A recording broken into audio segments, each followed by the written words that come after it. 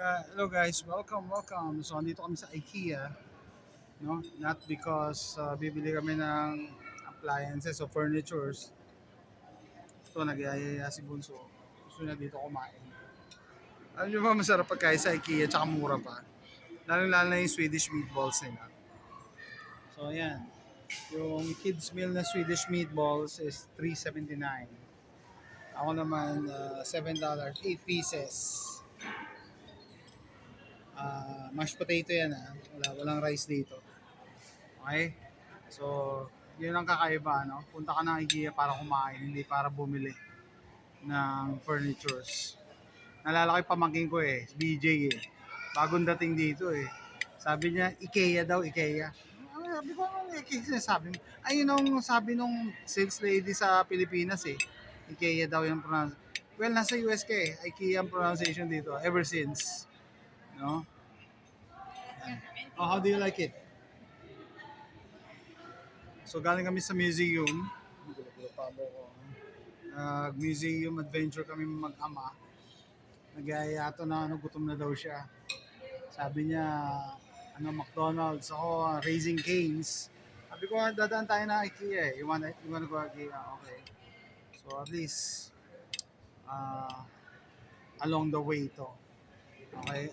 As in, ayun yung highway ayun yung highway. So there.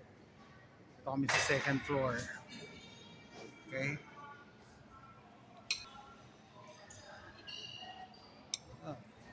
Harap. Smorgasbord. Yung ginagamit dati sa Pilipinas yung word na yan Smorgasbord maraming pagpipilian yung pagkain. No? Let's taste the Swedish meatballs of IKEA.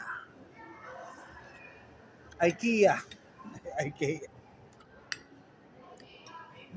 Sarap. Masarap yung meatballs nila. Yeah. Bitin pa si Bunso. Hindi siya katulad yung mga microwavable na meatballs. At nagpapabili ito ng ng chocolate cake. $4 for 25. Yung meal niya, 3.75 lang kids meal. Sabi ko, mas mahal pa yun sa pagkain mo Sabi ko, kontrolin mo sarili mo. Diba? You do control. Namana nito yung sweet tooth ko Kaya dapat, bata pa lang, kinokontrol na. Tama. Para hindi naman palaging processed foods. Or fast food pala. Processed pa rin naman to pero hindi fast food. Kaya pa ito nagyaya Nasa museum pa kami Naubos mo na. Nasa museum pa lang kami, gutom na daw siya So, continuation to ng naman, adventure, no? Houston on the Cheap. Nagpunta kami sa museum. Libre ang entrance. Libre ang museum ngayon pag Thursday sa Museum of Fine Arts, Houston. Libre din yung parking kasi sa Herman Park kami nag-park. Hindi kami nagbayad sa private parking. Lakad lang kami, no? Medyo malayo, pero okay lang. Sabi ko nga, wala kaming ginastos kundi gasolina lang. Saka ito, mura yung meal sa sa IKEA.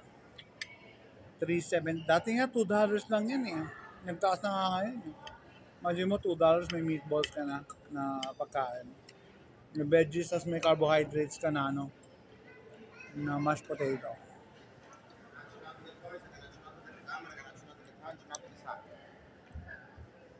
Ang salita mo.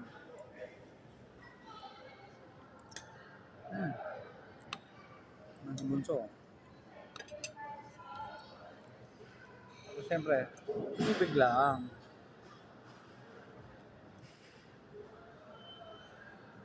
Alala ko nasa Pilipinas ako, no?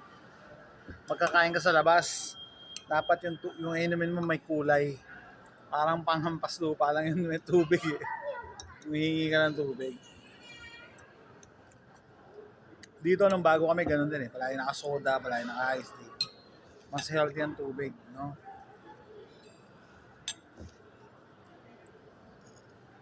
Anyway, parang may nabasa akong article eh, dito sa Houston. Binabantayan din naman kasi yung ano, yung water nila, no? Yung binibigay sa customer. Hindi sila pwedeng basta magbigay ng maduming tubig. No?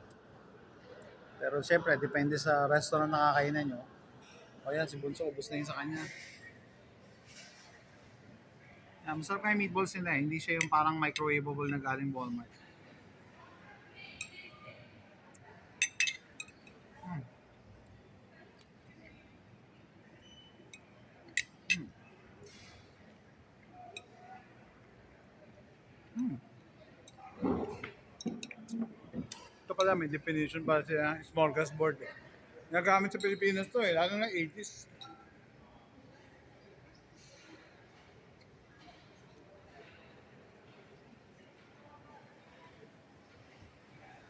Pag Sunday yata, maraming tao dito. Kasi minsan doon kami kumakain sa lounge. Ngayon, konti ng tao. Ay, naku. Okay guys, ubusin ko na yung pagkain ko. See you next time. Bye. Ito yung IKEA Houston.